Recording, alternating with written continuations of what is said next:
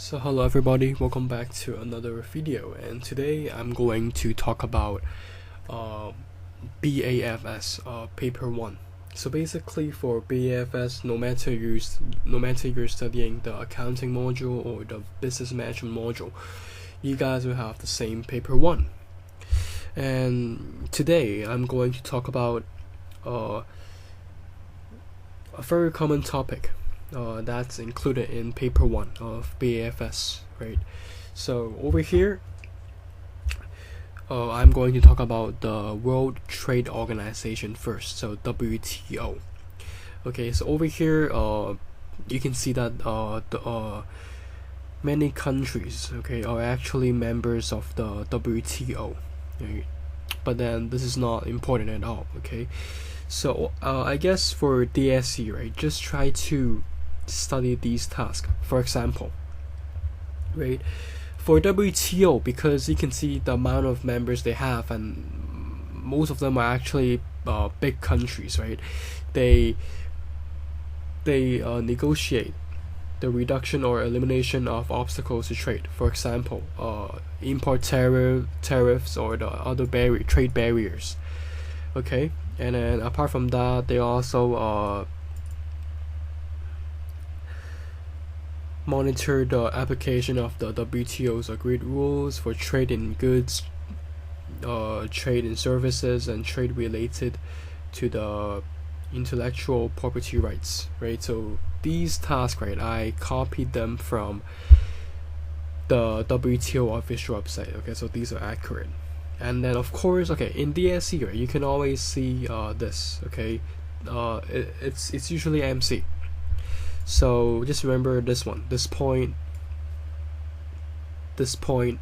because they always give you these options, right? And if you actually study this note well, then you can probably answer questions regarding WTO correct, right? So basically, yeah, I guess just memorize the this one. Actually, no need to memorize, but just understand. Okay, this point and also this point. Okay, I guess that's it, to be honest. And then after that, I'll talk about APEC. Right? What is APEC? APEC is basically Asia Pacific Economic Cooperation. So over here, you can also see that there are many members, right? And some of them are actually large countries like Russia, Singapore, the US, right? China.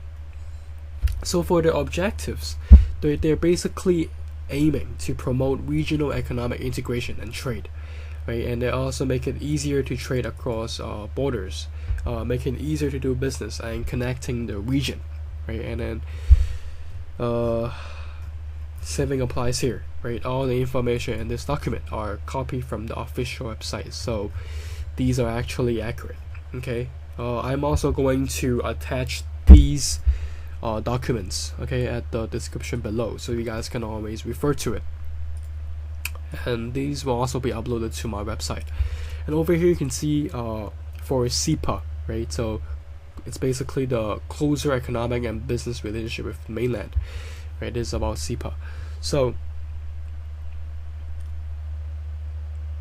right now we know that Hong Kong has close economic and business relationships with the mainland, and over here for CEPA, right, it's basically the first free trade agreement between mainland and Hong Kong.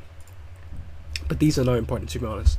The more important points, or the more important part about these topic, right, like WTO, APEC, and CEPA, it's about the objectives, because usually they ask you about the objectives, right? And maybe for CEPA you also have to know like these 4 areas, I guess. So for CEPA, just remember, the first objective is to reduce or eliminate barriers, okay, on all the trading goods between Hong Kong and the mainland. So the main difference between CEPA and also the WTO, as you can see, yeah, they're also trying to like remove the obstacles. But then for WTO, it's about it's more global, right? But for CEPA, it's mainly about Hong Kong and mainland, right? And over here, it's also to achieve liberalization of trade in services through reduction or elimination of all discriminatory measures, right? And they also promote trade, basically.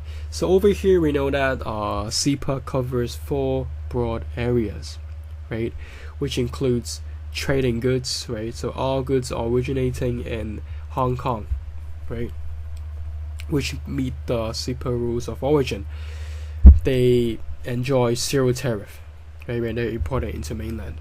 So I guess that is a good thing for Hong Kong people, right? I mean, for Hong Kong SMEs especially.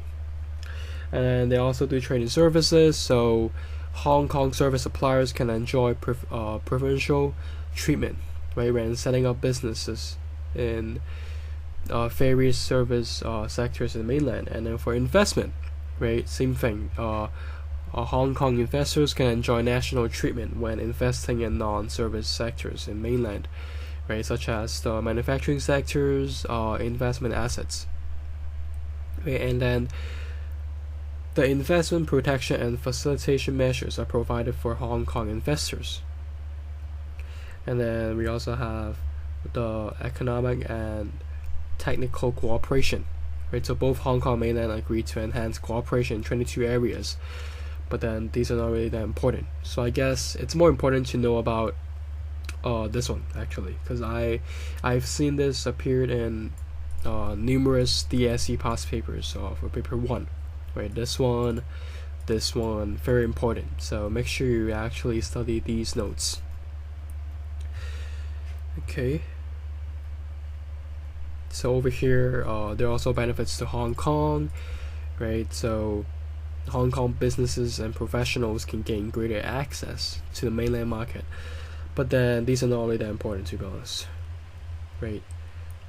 So, but then we have to know that Hong Kong is an important trading partner of the mainland, right? So Hong Kong acts as an important entrepôt for trade between the mainland and the rest of the world, and the mainland is Hong Kong's largest trading partner, okay, in terms of imports, domestic exports, and re-exports. Okay, these are also very important because I've seen this appeared in DSE past papers, right? So over here, make sure you say these very well, especially this part, these stuff.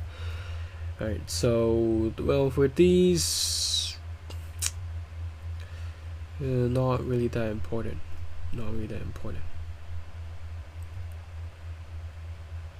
Over here, remember that Hong Kong is a funding center for the mainland. Okay, so honestly, that's it. Okay, for WTO, APEC, and CEPA. And then over here, right, just some very key points, or cause sometimes, right, it's very hard to distinguish between APEC and WTO, right, since they both they operate, right, at a larger scale, like in a global scale. So just remember, WTO and APEC, right, they're not related to money. Okay, they're not related to money. So whenever they say that, whenever they give an option that it's related to money, then immediately that is not a point for WTO or APEC. And remember, only WTO can settle trade dispute. Okay, because over here you can see that for APEC it is not one of their objectives. So just remember that only WTO can settle trade dispute, because WTO is actually it is a global organization, right, that have many countries as their members, so they can settle trade dispute. But then for APEC, as you can see, it's true that there are also a lot of members, but then when you compare to WTO, it's much less. Okay, and then for WTO, remember, it's about the whole world, right? And then for APEC, it's only about the Asia Pacific, and they give suggestions most of the time only. So I hope you guys can learn something from this short video, and for this video, I hope you can actually secure the marks whenever they ask questions regarding WTO, APEC, and CEPA. Because I'm sure many students in Hong Kong, especially, when they attempt the DSE BAFS paper, they don't really know what to answer for questions regarding these regarding this topic, right? So I hope this video can clear some of the misconception that you have in your mind, and feel free to send me a message on Instagram and or on WhatsApp, right? I am still a tutor for hire, so if you want to hire me as a tutor, feel free to contact me. The fee is negotiable, right? And if you have some questions that you want to ask, feel free to comment at the comment section below, or just private message me on on all the platforms. Thank you so much for watching. See you guys next time. Bye bye.